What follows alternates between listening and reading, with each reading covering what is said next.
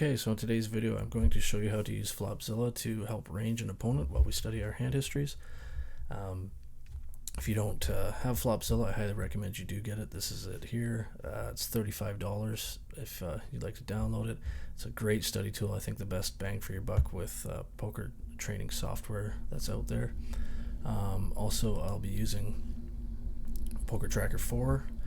And I'd also just like to mention the HUD I'm using here, since it's not mine. It's the Smart HUD, created by Sky Matsuhashi at smartpokerstudy.com, and it is for sale on his website. I think this is an amazing HUD.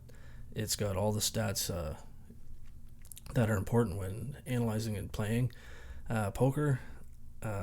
He's also gone out of his way to design some amazing pop-ups here. You can see his Assassinado pop-up. I'm not going to go over them in too great a detail right now because there's no stats on these opponents. He's got a C-bet pop-up, a fold to C-bet pop-up, a steal pop-up,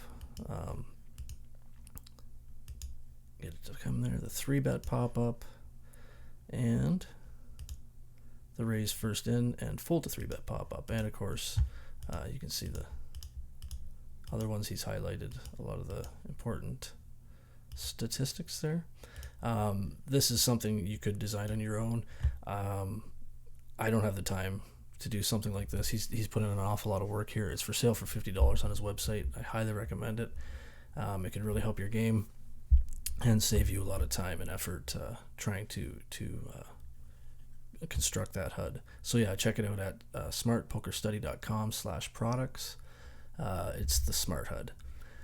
Anyway, let's get back to the hand. So we have ace queen suited, and we decide to raise, and we are 3-bet by our opponent, and it comes back and we decide to call. Again, this isn't really a strategy article. This is just on how to use Flopzilla, so I'm not going to get into all the reasons why we should or shouldn't call or raise or 3-bet any of these spots. If you agree or disagree with how I play the hand, that's fine.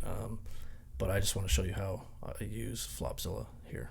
So, you see I've plugged my hand in already. We're going to put our opponent on a range. Now I've got these preset ranges on the side here. These are not my presets. These are Split Suits presets from the Hand Reading Lab, another great product I highly recommend on hand reading. It's helped my game a lot and helped me be able to do this type of study. So I've double clicked here on a 10% depolarized range. I think this is fair to say this is the type of range our opponent could 3-bet us here with. I'll take a few out. Let's take ace 10 off out, ace 9 suited, 10-9 suited, jack 10 suited. We can construct the range ourselves with the slider here at the bottom. You could have, we can just do that percentage wise. We can pick all suited cards. We can just click on hands. But like I said, I'm going to use my preset here. Okay, so we can see right away that if we think that, whoops, I'm going to take those hands out. So it's a 9.47% range. So we can see right away that we have a 55% equity share here with ace queen suited versus that range. And let's get to the flop. When the flop comes 3 of spades, 9 of hearts, ace of clubs. So we can plug that in. 3 of spades, 9 of hearts, ace of clubs. Did I get that right? Yeah, okay. So right away we can see with that flop that we now have an 80% equity in the hand versus that range, which is quite a good position to be. And we decide to check to the 3-better, and he checks as well. So now what we need to decide is what hands would he check back here. Okay, so we start with the sets. Would he check aces and would he check pocket 9s? He can't check pocket 3s because we didn't put that in his range in the first place. For argument's sake, let's say he's going to check this to try and induce some action from us. 2-pair, there are no possibilities of 2-pair. Let's say top pair, we assume he's going to bet here. So I'm going, or if he has top pair, so I've unchecked top pair.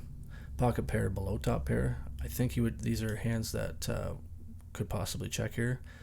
Kings, queens, jacks, 10s, as the ace could scare them, and they don't want to play into our ace. Middle pair, again, there's no middle pairs. Weak pair, Pocket eights, of course, is going to check. No made hand is going to check.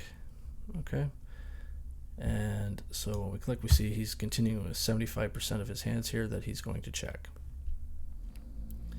Okay, so then we move on to the turn.